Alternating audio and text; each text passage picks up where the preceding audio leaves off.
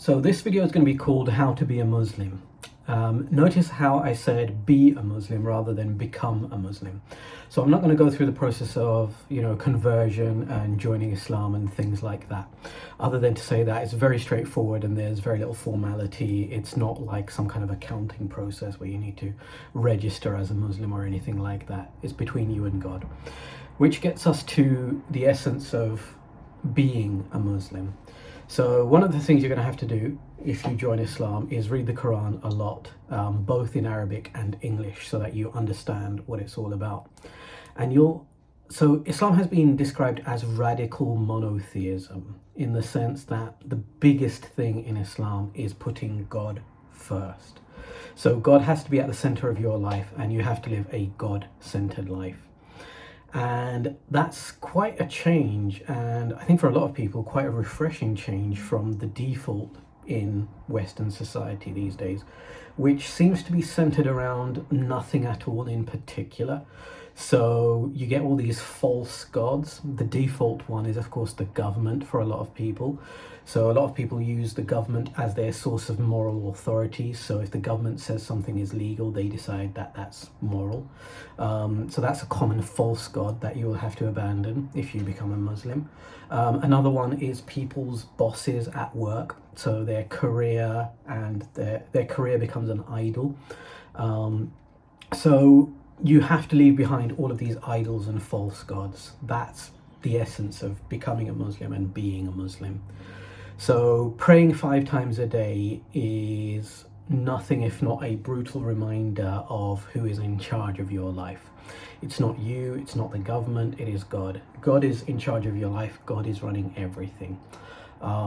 That's one of the kind of reasons why you have to pray 5 times a day, why it's so kind of what some people call invasive in your life. But I think it's a lot better to pray 5 times a day than just once a week, like in some other religions.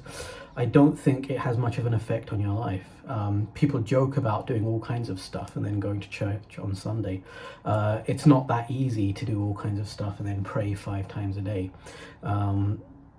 God really ends up front and center in your life as he should. So yeah, that's being a Muslim, I guess. If you read the Quran, it's just that monotheism again and again and again. Tawheed. So the Arabic word is Tawheed, believing in one God and believing that only God is God and nothing else is God. So the government is not God. The government is not your provider. Your employer is not your provider. If you're a woman, your husband is not your ultimate provider, even though he may be the provider in a smaller sense. Your real provider is God. So in the Quran, God makes it clear that all natural things are his doing. Actually, everything is his doing, to be honest, because even the things we do, we only make an intention to do them, and then God decides whether we actually do them or not.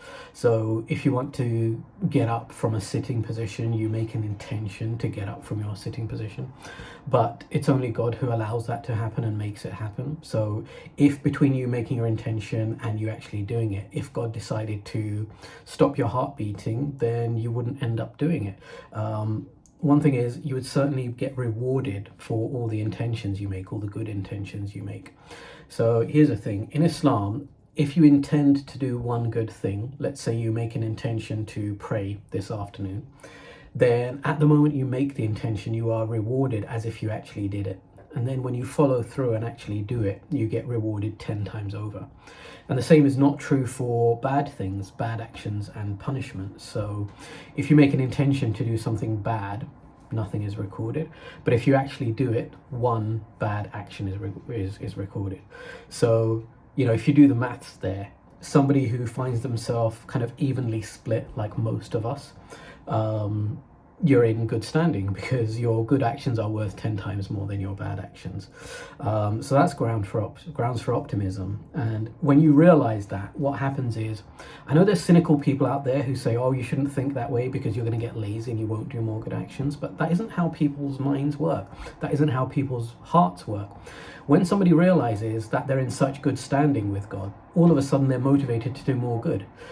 So remind yourself of that. Remind yourself that your good actions are worth 10 times more than your bad actions. And that's how good standing you are in with God, and that will motivate you to do more and more good.